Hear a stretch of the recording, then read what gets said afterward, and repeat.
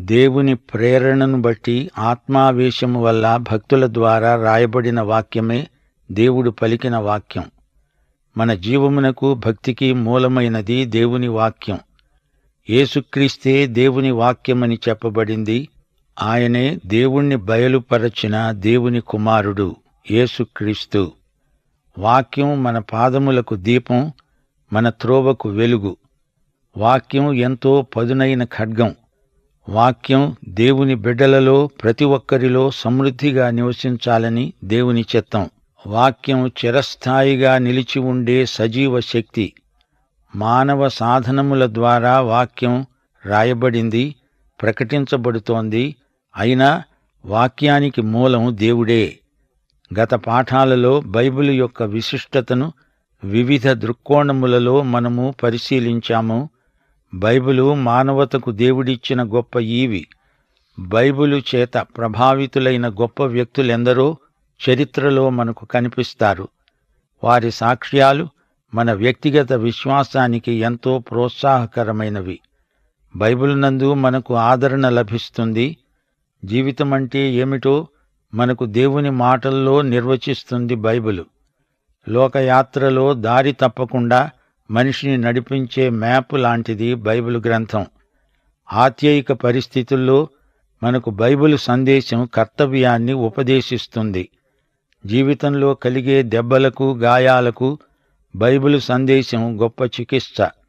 దేవుని వాక్యాన్ని అనుదిన జీవితంలో అన్వయించుకొని చూడండి. ఇహలోక సమస్యలకు పరలోక పరిష్కారాన్ని చూపుతుంది దేవుని వాక్యం.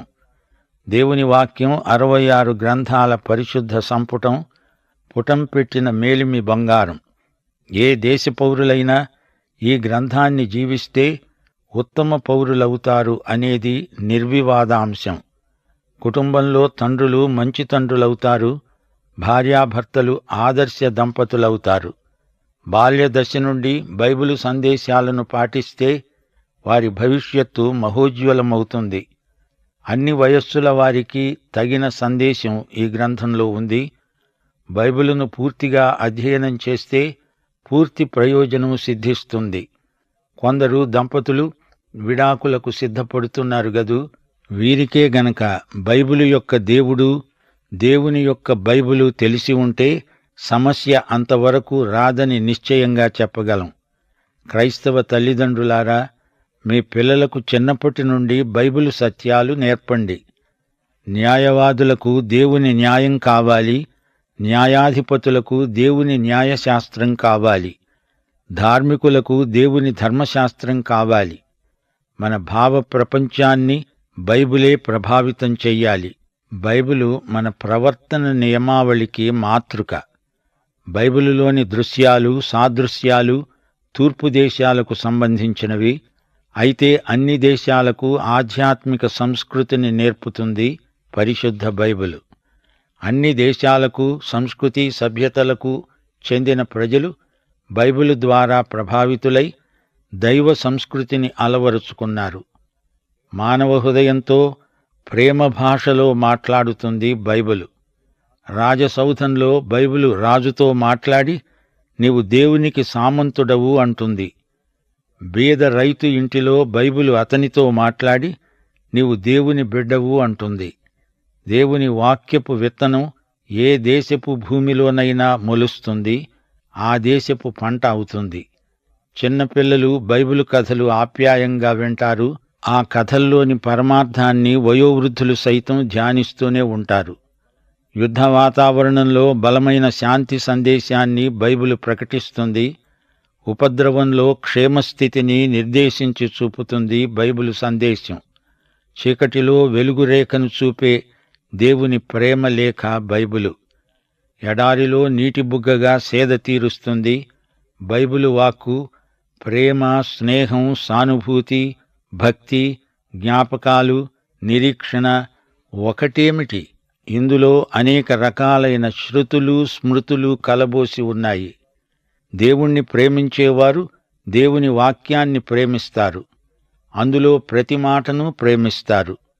దేవుని వాక్య పవనాలు వీచే చోట మధుర పరిమళాలు గుబాళిస్తాయి. వాక్యమే దేవుని ప్రజల సమైక్యం. దేవుడు, మానవుడు ఈ గ్రంథ రచనకు కర్తృత్వం వహించటం గొప్ప విశేషం. అనగా ఆత్మపూర్ణుడైన రచయిత దేవునికి జతపనివాడవుతున్నాడు. 1500 సంవత్సరాల వ్యవధిలో 40 మంది రచయితలు, వివిధ ప్రాంతాలకు చెందినవారు దేవుడు రాయించబట్టే ఇది రాయగలిగారు. అందుకే బైబిలు మాటలలో ఎక్కడా వ్యాఘాతం కనిపించదు. ఇంతటి ఏకవాక్యత గల గ్రంథం మరొకటి లోకంలో ఎక్కడా కనిపించదు. మనిషి అర్థం చేసుకోవటంలో లోపముంటుందేమో కాని బైబిలు వాక్యంలో ఎట్టి లోపమూ లేదు, ఉండడానికి వీల్లేదు. ఆయా భక్తులు మనుషులు కాబట్టి ఏవేవో తప్పులు చేశారు గాని బైబిలు రచనలో మాత్రం దేవుడు ఏ తప్పు లేకుండా రాయించాడు. పండితులకు, పామరులకు అందరికీ ఈ గ్రంథంలో సందేశం ఉంది. లూకాలాంటి భాషావేత్తలు, పేతురులాంటి పామరులు తమదైన ప్రత్యేక శైలిలో రాసిన గ్రంథాలు ఇందులో ఉన్నాయి. పరిశుద్ధాత్మ పర్యవేక్షణలో అన్ని రకాల మనుషులకు అర్థమయ్యేటట్లు ఈ గ్రంథం రాయబడింది. దేవుడు తన వాక్యము ద్వారా మనందరితో మాట్లాడతాడు. దేవుడు ఏది చెప్పినా, ఎప్పుడు చెప్పినా వాక్యంలో తాను రాయించిందే చెప్తాడు గాని మరొకటి చెప్పడు. తాను చెప్పింది వాక్యానికి విరుద్ధంగా ఉండదు. పాత నిబంధనలో అవ్యక్తంగా ధ్వనించిన, కొత్త నిబంధనలో ముఖాముఖిగా మాట్లాడినట్లు ఆయన వాక్యం ధ్వనిస్తుంది. పాత నిబంధనలోని క్రీస్తే కొత్త నిబంధనలోని యేసు. ఇది యేసుక్రీస్తు పుస్తకం. పాత నిబంధనలో యెహోవా కార్యములు, 4 సువార్తలలో యేసుక్రీస్తు కార్యములు, అపొస్తలుల కార్యము నుండి పరిశుద్ధాత్మ కార్యములు ఈ బైబిలు గ్రంథమందు పొందుపరచబడి ఉన్నాయి. శత్రువులు ఈ గ్రంథాన్ని నాశనం చెయ్యాలని చూచారు గాని దేవుడు ఈ గ్రంథాన్ని కాపాడాడు. భూగర్భంలో నుండి తవ్వకాలలో బయటపడిన అవశేషాలను బట్టి ఇది దేవుని గ్రంథమని పరిశోధనల వల్ల రుజువవుతున్నది. ప్రవచనాలు తూచా తప్పకుండా నెరవేరుతున్నాయంటే ఇది విశ్వసనీయమైన దైవ గ్రంథమని రుజువవుతున్నది. కొన్ని ప్రవచనాలు అప్పటికప్పుడే నెరవేరగా కొన్ని ఎంతో కాలానికి నెరవేరాయి. ఇంకా నెరవేరాల్సిన ప్రవచనాలు కూడా ఉన్నాయి. చరిత్రకు దేవుడైన యేసు ప్రభువు, రాజులకు రాజు, ప్రభువులకు ప్రభువు. ఈ గ్రంథమంతటిలో కథానాయకుడు యేసే. క్రీస్తు పుట్టుకను గురించిన ప్రవచనాలు బైబిలులో ప్రత్యేక ఆకర్షణ. వీటన్నిటిని మించి బైబిలు సందేశము ఆధ్యాత్మిక శక్తి గలదై అనేక మంది జీవితాలను పరివర్తన చెందించింది. బైబిలును మనమేమీ సమర్థించే ప్రయత్నం చేయనక్కర్లేదు. బైబిలు సందేశాన్ని ఉన్నది ఉన్నట్లు ప్రకటించటమే మన పని. ప్రియ శ్రోతలు, జ్ఞాపకముంచుకోండి, దేవుని ఆత్మ ఎల్లప్పుడూ దేవుని వాక్యాన్ని అనుసరించి పనిచేస్తాడు. ప్రత్యక్షం, ప్రేరేపణ, వెలిగింపు, వ్యాఖ్యానం అనే విధానాల ద్వారా దేవుని వాక్యం మానవ హృదయంలో ప్రవేశించి దేవుని చిత్తం నెరవేరుస్తుంది. దేవుని వాక్యాన్ని వివరించేవారు ఆత్మ నింపుదల, నడుపుదల లేనిదే సరిగా వివరించలేరు. సరైన బైబిలు అనువాదమే మనకు దేవుని సందేశాన్ని సూటిగా, తేటగా అందించగలుగుతుంది. మా శ్రోతలు ఈ బైబిలు గ్రంథాన్ని శ్రద్ధగా, భయభక్తులతో అధ్యయనం చెయ్యాలి. ఇది అనుదినము అభ్యసించాలి. బైబిలు ధ్యానం వల్ల మన మనస్సు, హృదయము పవిత్రమవుతాయి. బైబిలుకు మనము ఎల్లప్పుడూ విధేయులమై ఉండాలి. ప్రకృతి సంబంధులకు ఆధ్యాత్మిక విషయాలు అర్థం కావు గాని ఆత్మ సంబంధులకు అవి తేట తెల్లమవుతాయి. పరిశుద్ధాత్మే మన పరమ బోధకుడు. ఆయనే మనలను సర్వసత్యములోనికి నడిపించేవాడు. దేవుని వాక్యమును నెమరు వెయ్యడమే ధ్యానించడం. బైబిలు గ్రంథంలో మానవాతీతమైన పరిమాణం ఉంది. అందుకే దీనిని ఎవరూ రూపుమాపలేకపోయారు. బైబిలును నాశనం చెయ్యాలనుకున్న వారే నాశనమయ్యారు. ఎన్ని సమ్మెటపోట్లు తగిలినా సుత్తెలు విరిగిపోవాల్సిందే కాని వాక్యం మాత్రం చిరస్థాయిగా నిలిచి ఉంది. రోమా రాజ్యాధినేతలు ఎంత వ్యతిరేకించినా బైబిలు నిలిచే ఉంది. క్రీస్తు శకం 303 సంవత్సరంలో డయోక్లిషియన్ చక్రవర్తి బైబిలును ద్వేషించి దాన్ని నాశనం చేశానులే అనుకున్నాడు. ఆ తరువాత కాన్స్టాంటైన్ చక్రవర్తి ఎవరి దగ్గరైనా బైబిలు ప్రతి ఒక్కటైనా ఉందా, గొప్ప బహుమానమిస్తాను అని ప్రకటించాడు. 24 గంటల్లో 50 బైబిలు ప్రతులు అతని దగ్గరికి వచ్చాయి. యోహాను సువార్త 16వ అధ్యాయం 1 నుండి 3వ వచనం వరకు ప్రభువు చెప్పిన ఆదరణ మాటలను మనమెన్నటికీ మరువలేము. మీరు అభ్యంతరపడకుండా ఉండాలని ఈ మాటలు మీతో చెబుతున్నాను. వారు మిమ్మును సమాజ మందిరములో నుండి వెలివేస్తారు. మిమ్మును చంపే ప్రతివాడు తాను దేవునికి సేవ చేస్తున్నానని అనుకునే కాలము వస్తున్నది. వారు తండ్రిని నన్ను తెలుసుకొనలేదు గనుక ఈలాగు చేస్తారు. శ్రోతలు, ఎందరో తాత్వికులు, వేదాంతులు బైబిలును వ్యతిరేకించారు. గాని వారేరీ, ఎక్కడున్నారు?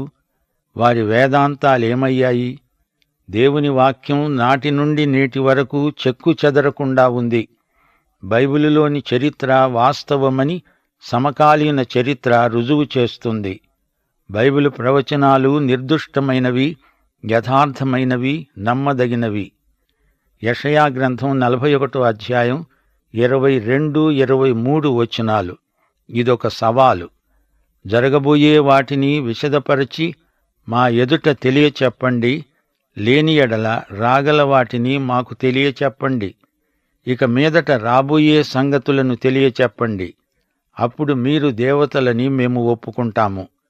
ఇశ్రాయేలును గురించి, అన్యజాతులను గురించి, ఆయా ప్రసిద్ధ పట్టణాలను గురించి ఎన్నో ప్రవచనాలు పలకబడ్డాయి.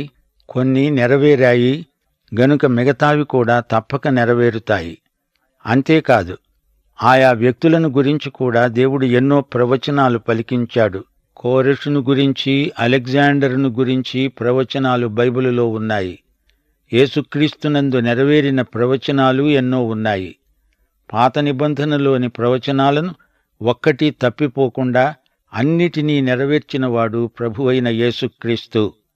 ఆయన పుట్టుక, ఆయన బహిరంగ సేవ, ఆయన మరణ పునరుత్థానములు అన్నీ క్రీస్తునందు నెరవేరాయి. ఆయన రెండో రాకడ ప్రవచనాలు నెరవేరనున్నాయి. ఆయన కన్యక గర్భాన జన్మిస్తాడని, ఇమ్మానుయేలు అనే పేరు ఆయనకుందని, ఆయన స్వకీయులే ఆయనను విసర్జిస్తారని, బాప్తిస్మకుడైన యోహాను ఆయనకు ఆగమన దూతగా వస్తాడని, బెత్లెహేము జనపదంలో జన్మిస్తాడని, జ్ఞానులు తూర్పుదేశం నుండి వచ్చి ఆయనను సందర్శిస్తారని, ఆయన అన్యజాతులకు వెలుగై ఉంటాడని, ఆయన వేదనామయుడని, 30 రూకలకు అమ్మబడతాడని, ఆయన ఎముకలలో ఒక్కటి విరువబడదని, పునరుత్థానుడై లేస్తాడని, ఆరోహణుడై తేజోమయుడవుతాడని, ఈ ప్రవచనాలన్నీ యేసుక్రీస్తు పూర్తిగా నెరవేర్చినట్లు బైబిలు గ్రంథంలో దాఖలా కనిపిస్తోంది. ఇక ఆయన రెండోసారి వచ్చాక జరగబోయే సంగతులన్నీ ప్రవచన రూపంగా చెప్పబడి ఉన్నాయి. ఇవి నమ్మదగిన ప్రవచనాలు. తూర్పు పడమర దేశాలెన్నో బైబిలు చేత ఎంతగానో ప్రభావితమై వారి ఆధ్యాత్మిక చింతన పరాకాష్ఠకు చేరుకున్నది. నరభక్షకులెందరో నాగరికులయ్యారు. బైబిలు పదజాలం సమకాలీన సాహిత్యాన్ని ప్రభావితం చేసింది. సంగీతం, చిత్రలేఖనం మొదలైన కళలు కూడా బైబిలు గ్రంథము చేత ప్రభావితమైనట్లు రుజువులున్నాయి. మోషే ధర్మశాస్త్రమందలి న్యాయసూత్రాలు అనేక జాతులకు, రాజ్యాలకు చట్ట నిర్మాణమందు వెలుగునిచ్చాయి. దశాజ్ఞలలోని నైతిక ప్రమాణాలు సార్వత్రికమై మార్గదర్శకములుగా గుర్తించబడినవి. తరతరానికి ఈ గ్రంథం అతి జాగ్రత్తగా ఎత్తిరాయబడింది. మహాపరిశుద్ధ గ్రంథమని నమ్మబడింది. రాతప్రతులలో ఒక్క అక్షరము, పొల్లు కూడా తేడా రాకుండా లెక్కపెట్టి మరీ రాశారు. ప్రియ శ్రోతలు, వింటున్నారా?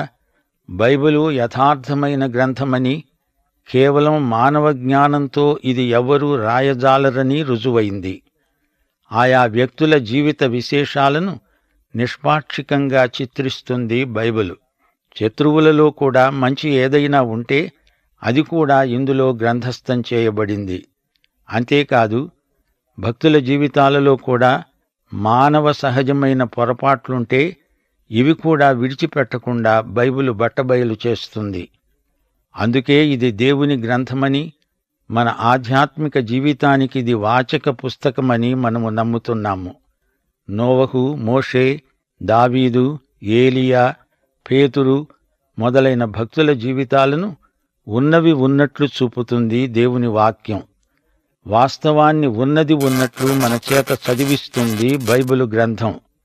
ఏ మానవుడు ఇంత నిష్పాక్షికంగా జీవిత చరిత్రను రాయజాలడు అని మనకు తెలుసు. నరకాన్ని గురించి, మానవుని నిస్సహాయ స్థితిని గురించి, అంతిమ తీర్పును గురించి బైబిలు చెప్పే సార్వత్రిక సత్యాలను ఎవరూ కాదనలేరు. ప్రియ శ్రోతలు, బైబిలును చదవని వారు, వినని వారు ఎంతో గొప్ప భాగ్యాన్ని కోల్పోయిన వారవుతున్నారు. ఈ బైబిలు గ్రంథం ప్రతి ఒక్కరూ స్వతంత్రించుకోవలసిన ఆస్తి, స్వాస్థ్యం. బైబిలులో నీవు అనుభవించింది ఇతరులతో పంచుకోవాలి. బైబిలు జ్ఞానాన్ని దాచిపెట్టడం నేరం. దాన్ని ఇతరులకు ఇవ్వాలి. తిరిగి వారు దాన్ని మరొకరికి ఇచ్చేట్టు చూడాలి. అందుకే పౌలు తిమోతికి ఉత్తరం రాస్తూ అన్నాడు, 2 తిమోతి 2:1 నా కుమారుడా, క్రీస్తుయేసునందున్న కృపచేత బలవంతుడివిక, నీవు అనేక సాక్షుల ఎదుట నా వలన వినిన సంగతులను ఇతరులకు బోధించటానికి సామర్థ్యము గల నమ్మకమైన మనుష్యులకు అప్పగించు. ఒకరి నుండి ఒకరికి కరెన్సీ నోట్లలాగా బైబిలు జ్ఞానం ప్రసరించాలి. పాఠం ఇంతటితో సమాప్తం.